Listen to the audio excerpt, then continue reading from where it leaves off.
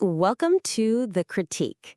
Today, we are examining Night Rain on Pendleton Pike, a meticulously planned thriller centered on two elite operators who weaponize a bank's automated security routines to execute a mathematically perfect heist.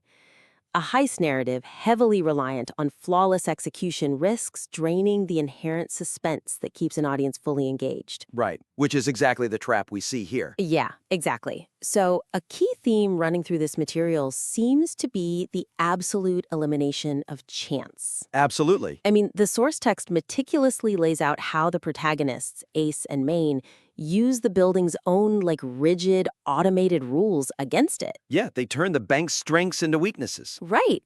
We see this with the precise 2.15 a.m. power cycle. The author actually dives super deep into the mechanics here. Oh yeah, the part about the municipal grid. Yeah, explaining how the primary grid drops its encryption layer for exactly 180 seconds just to sync with the central treasury. And they use that exact window. Exactly. And we see it with the graveyard shift guard, too. He has this rigid 8-minute rotation, which lets them, bypass the side door without ever crossing his path. And it's all mapped out perfectly. Even the weather.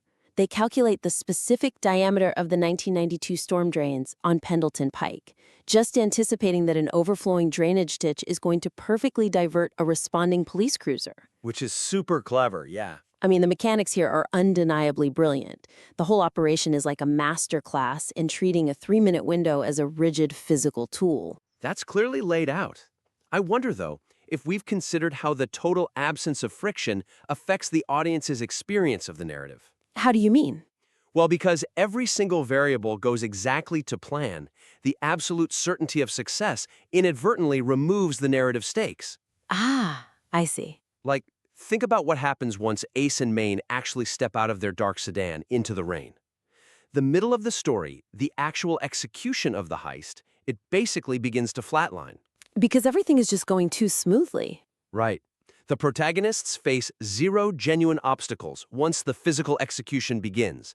Everything from that 10-second digital handshake at the maintenance port to the water pooling in the intersection, it all happens without a single hitch. Right, because the text establishes that extensive surveillance basically eliminates the need to improvise. Exactly. But in a narrative structure, when you entirely eliminate the need to improvise, you risk eliminating the tension that actually drives the reader to turn the page. You're just watching the plan happen. Yeah. The reader is watching a blueprint unfold flawlessly, but they're no longer worrying about the human beings executing it. You know? But wait, if I'm the author, I'm doing that on purpose. Oh, sure. As I understand it from the notes, the argument here is that the flawless execution is the appeal. Right. The competence porn aspect. Yeah, it's like watching a master clockmaker assemble a timepiece, right? The joy for the audience is in the precision. It's not in worrying that the brass gears are going to shatter. I get that, totally. The audience is just invited to marvel at the sheer preternatural competence on display. Like when Ace hits that manual toggle switch on the main computer tower, knowing exactly how the backup generator's fuel pumps will sound before they even engage. Yeah. We're supposed to feel the deep, hypnotic satisfaction of a plan coming together perfectly. The thrill is supposed to be the surgical precision itself. Oh, and I'd take that even further. It is deeply satisfying to read when the math works out perfectly. Right. The architecture of this heist is phenomenal, but we have to remember that even master clockmakers sweat, right? When they're assembling those microscopic gears under a magnifying glass, it's hard work. Yeah, there's still a human element. Exactly. So my suggestion here is to introduce internal microfrictions or environmental near misses during the execution. Okay, but wouldn't that ruin the perfection? Crucially, no. These frictions should not derail the perfect plan. The mathematical precision of that 180-second window must remain intact. But we need to force the characters to physically and psychologically work to maintain that precision. Make them earn it. Yes. We need to see the toll that this level of flawless execution takes on a human body. The environment itself should fight back against them, even if their underlying math is completely bulletproof. Okay, I love that. Let's make that concrete for the listener. Sure. Like when Ace is at the security console, the vault's automated deadbolts begin their locking cycle, right? Just to verify the seal's integrity? Right. That part is super tense in concept. Right. She has a razor-send 2-second delay to inject the authorization code to override the cycle. But in the current text, she just calmly types this in. Her voice is entirely level, and it works perfectly. It's just a bit too easy. Yeah. What if instead of her calmly executing the keystrokes, we describe the severe physical strain of that specific moment? Oh, I like that. Perhaps the torrential rain outside has made her tactical keyboard slick. Or, the freezing ambient temperature of the marble floor is violently stiffening her fingers. Yeah, make her biology work against her. Exactly. She knows the math is perfect, but she requires immense physical control and focus to hit that micro window when her own biology is fighting her. Like when her hands are physically shaking from the cold. Building on that point, consider the moment they exit the bank. Right, with the police cruiser. Yeah, the city police cruiser sweeps the alley with its spotlight. Maine knows the flooded drainage ditch will turn the cruiser away because the 1992 infrastructure can't handle the rainfall. He knows the math. He does, but adrenaline is a powerful primal force. When that harsh white light hits the wet brickwork inches from his face, Maine could instinctively reach for his heavy utility tool. Oh, breaking the discipline. Just for a second. That creates a fleeting, intense moment of interpersonal tension. Ace has to assert her authority, like a sharp look or a physical hand locked onto his arm, to keep him anchored to the discipline of the plan before the cruiser bottoms out in the water and turns away. Wow. Yeah, the plan holds, but the human struggle. Exactly. The math holds, but the human element almost fractures. It reminds the reader that fallible humans, not machines, are executing this flawless blueprint. Right, so we've established that absolute perfection kills narrative tension, and we need to force the characters to physically fight for that perfection. Yes, but that leads us directly to how the author is actually trying to justify this obsession with perfection to the audience. Which is a whole other issue. Right. The philosophical core of the material is highly compelling, but becomes repetitious when continually stated outright through dialogue and exposition. Heavy-handed, yeah. Very. Let's look closely at the section discussing the diner prologue and the epilogue in the garage. The narrative consistently hammers home the protagonist's philosophy. They talk about it constantly. Yeah, like in the prologue, Ace explicitly lectures the Chicago contact, via Maine, stating that time is a construct for people who lack discipline and that shortcuts are a terminal illness. It's very spelled out. Maine repeatedly states they have accounted for every variable. And then, in the epilogue, when they're safely in the northern suburbs, Ace delivers this huge, multi-paragraph speech explaining that the stolen money is the tangible proof of discipline and that the world is full of people who want the prize but despise the process. It is a fascinating worldview for sure, but by repeatedly telling the audience that they don't rely on luck and they despise shortcuts, the text blunts the impact of the incredible action sequences that follow. Because we've already been told everything. Right. The audience is being handed the themes in explicit dialogue before and after we see those exact same themes perfectly demonstrated in the action. Yeah, show, don't tell. Exactly. When Ace explains that they spent 6 months mapping out drainage capacities and camera housing, it is an interesting piece of background. But when she continuously circles back to explicitly state why they do this, the dialogue begins to feel heavy-handed. Like a lecture. It starts to read almost like a textbook lecture on methodology rather than a natural, guarded conversation between two seasoned professionals at the end of a grueling job. I have to push back on this, though, because there's a very real danger in leaving too much unsaid, isn't there? Sometimes, sure. The material makes a strong case for this deliberate characterization by highlighting the protagonist's distinct mindset. Like, if I'm writing this, I might feel that if they don't explicitly state their philosophy, the audience might just think the characters are flat, or that they lack basic human realism. I see where you're coming from. Don't we need them to explain the obsessive math and their hyper-rational worldview out loud so the reader actually buys into their preternatural calm during the heist? Is there a risk that focusing solely on explicit dialogue might overlook the profound power of subtext? Elaborate on that. Well, we must trust the meticulously crafted action sequences to convey the theme of discipline.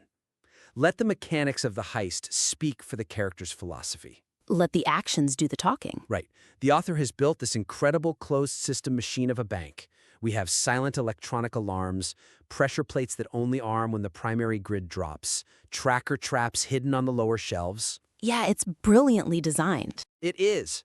And when we see Ace and Maine expertly navigating these overlapping, complex defensive layers, the audience naturally deduces their brilliance and their discipline. We don't need them to state that they are disciplined. Because we're seeing it. Exactly. We are watching them execute a 60-second operational sprint over armed pressure plates in pitch blackness. The action itself is the philosophy in motion. That makes total sense. So, practically speaking, let's look at the epilogue in the garage. Okay. My suggestion here is that we completely cut the heavy-handed speech where Ace explicitly tells Maine that the money is the tangible proof of their discipline. Yes, cut it entirely. Instead, let the sensory details silently convey their absolute mastery, like describe the crisp, chemical smell of the sequential blocks of uncirculated currency. Oh, I love that. Highlight the brutal fact that they ruthlessly capped the heavy canvas bags at exactly 40 pounds each. Deliberately leaving millions of dollars behind just to guarantee their physical escape velocity on foot. That shows discipline better than any line of dialogue. Right? And show the suspension of their sedan, perfectly absorbing that calculated weight during their seamless, quiet drive into the wealthy northern suburbs, slipping into a detached, mid-century modern garage as if they just belong there. Yes, those concrete, physical details silently scream discipline far louder than a monologue ever could. Taking that approach to the diner prologue changes everything, too. How so? Instead of having Ace outright say she doesn't take shortcuts and that time is a construct, focus the dialogue entirely on her hyper-competent, granular calculations. Grounded in the actual work. Exactly. Let her focus intensely on the exact capacity of that 1992 city infrastructure, or the frequency drift on the secondary relays, or the severe storm's exact rainfall rate per hour. Let her sheer brain power and an obsession with the raw data do the talking. So the audience just figures it out. Yes, the audience will immediately understand that this is a person who leaves absolutely nothing to chance simply by listening to the terrifying specificity of the physical details she tracks. The obsession becomes the character trait rather than a speech about the character trait. Man, fixing that heavy-handed dialogue will definitely help the pacing and let the subtext breathe. Totally. But who is actually delivering this dialogue? That brings us to our final crucial element, which is the team itself. Right. Ace and Maine. The dynamic between the two protagonists feels slightly uniform, which underutilizes the potential for compelling interpersonal chemistry.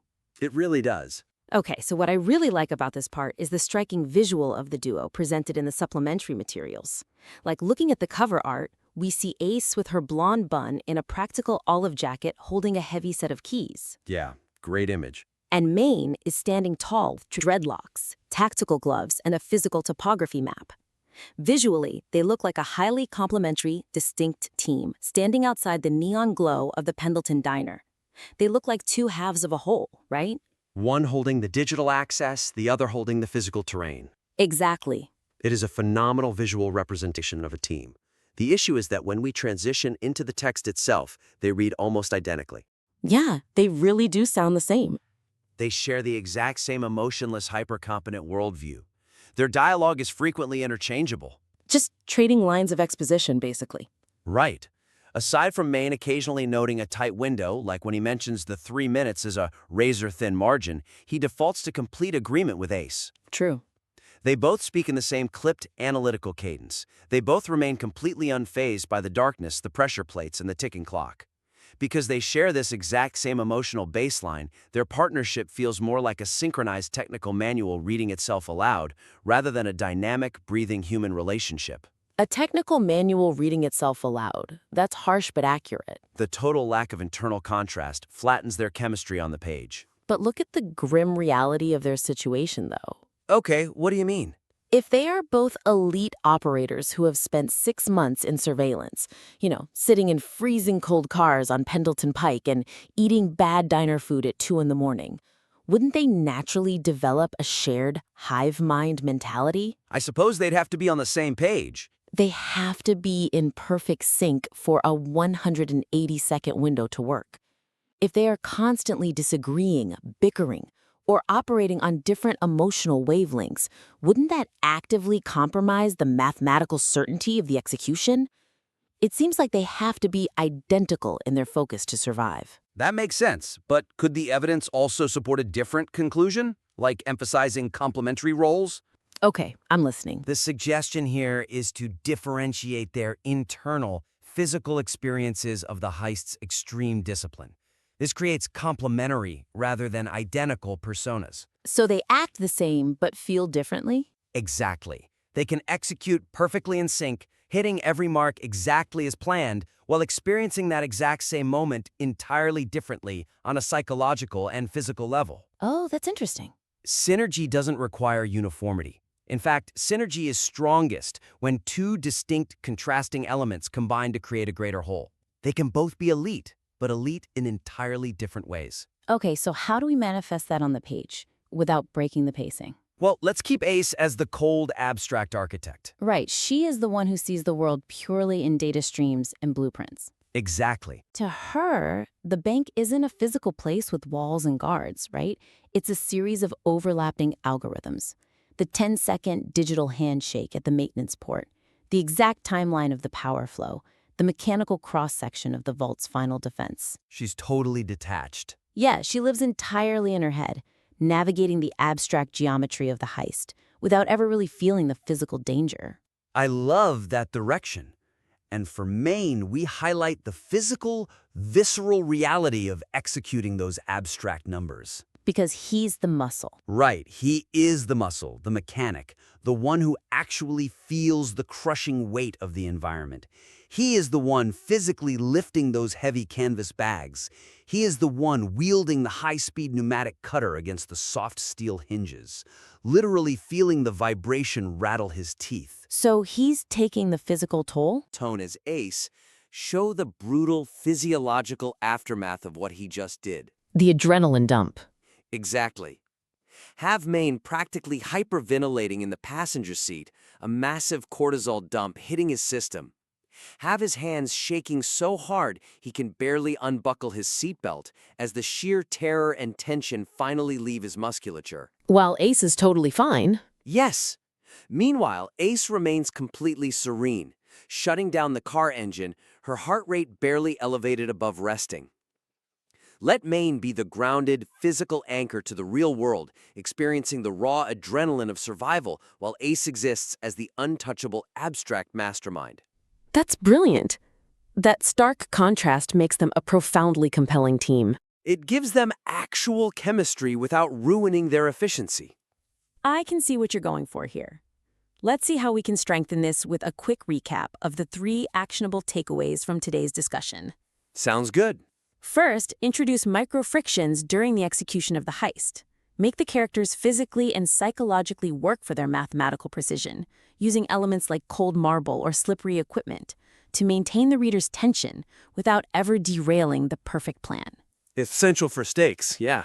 Second, trust the meticulous details of the heist to show the theme of discipline. Cut the heavy-handed philosophical monologues and let the sheer sensory brilliance of the action sequences and their obsessive calculations communicate their worldview to the audience. Show, don't tell. Always. And third, contrast Ace's cold architectural mindset with Maine's physical, adrenaline-fueled reality.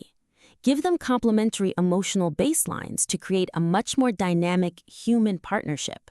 You know, the core premise here, a heist built entirely on the absolute certainty of automated routines and the ruthless elimination of variables, is incredibly original and structurally brilliant. It really is. It turns the traditional heist trope completely on its head by making the preparation the true action. By injecting just a bit more physical human friction and unspoken subtext into that flawless architecture, this piece has the potential to elevate from a technical marvel into an absolutely gripping, breathless thriller. We warmly invite the listener to implement these high-level revisions and submit the refined material back to the critique for another look.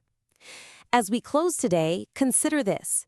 If flawless execution is the goal of every master clockmaker, perhaps the true story isn't in the ticking of the finished gears, but in the unseen tremble of the hands that placed them there.